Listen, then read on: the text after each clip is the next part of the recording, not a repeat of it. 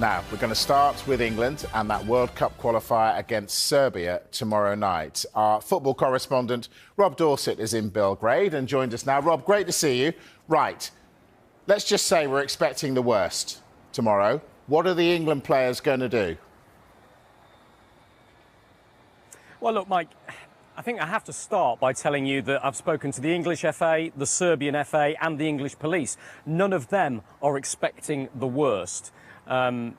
Look, we know that England's black players have been targeted with racist abuse from the stands an awful lot in the past when they've been in Eastern Europe. You and I were both on Sky Sports News and talked about it at length when that happened in 2019 in Bulgaria. Then in 2021 in Hungary, Harry Kane came very close to taking the players off the pitch in the face of some sustained racist abuse there. And the reason it's an issue is because the Serbian FA is currently serving a punishment from FIFA for racist abuse that was directed during their game against Andorra in the 3-0 victory back in June, just 3 months ago. As a result of that, 15% of this stadium behind me, the Red Star Belgrade Stadium, will be closed to fans tomorrow, as well as a stiff financial penalty as well. But I think we need to point out that the racist abuse that came from the stands in that Andorra game was anti-Albanian rather than anti-black. Now, make of that what you will. That's a subtle difference. Discrimination and abuse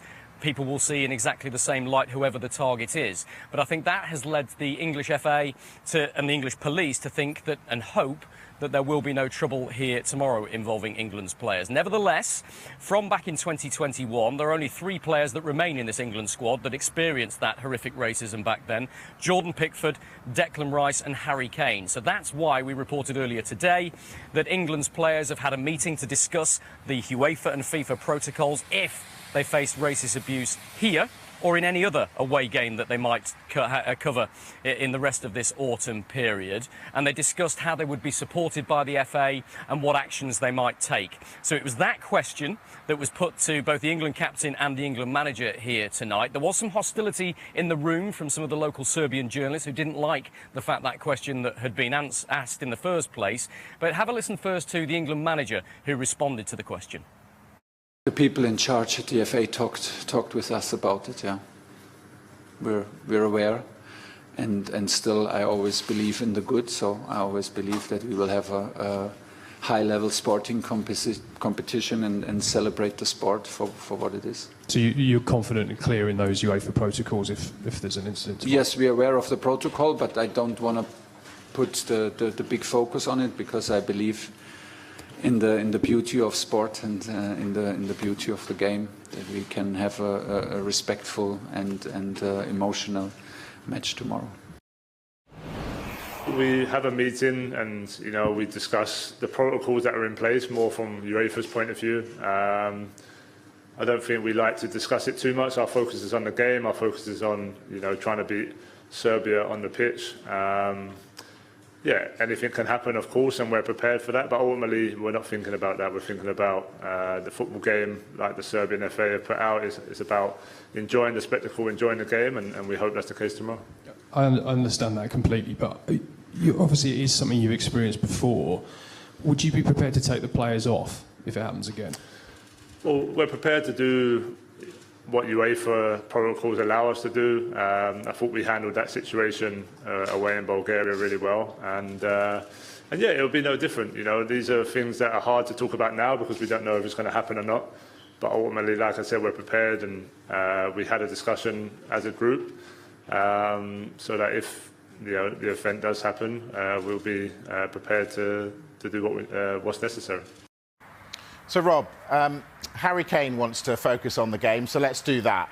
Did you get any idea, any inclination of who might start tomorrow?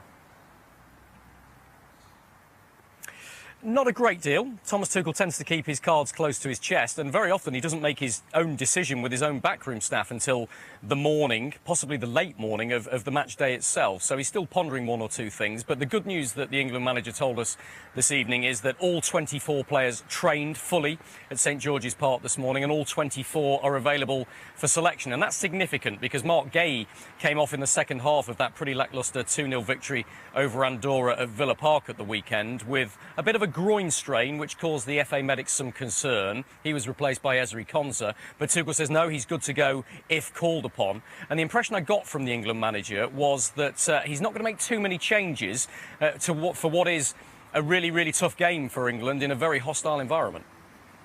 From terms of performance, I have to say not too many, maybe slight adjustments, because I have to say, can just repeat myself, we had an excellent camp and everyone deserves to play, everyone deserves some minutes.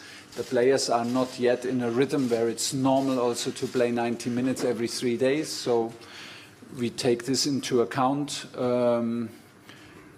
Like we said, we do last decisions for changes and for the lineup tonight and maybe tomorrow morning. Everyone is available, so it will be narrow decisions, but it's a good sign. And Mark's okay to start if you Yeah, want him to? everyone trained, everyone is okay to start.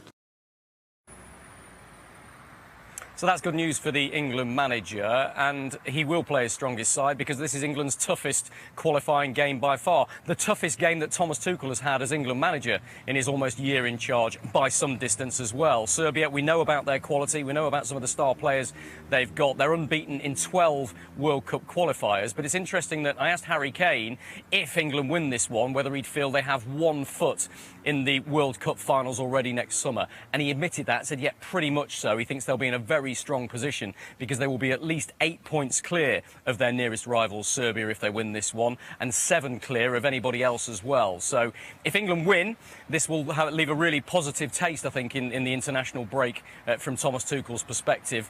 If they don't win, then I think the question marks over how Thomas Tuchel has started as England manager will keep on coming, and the criticism will only get louder.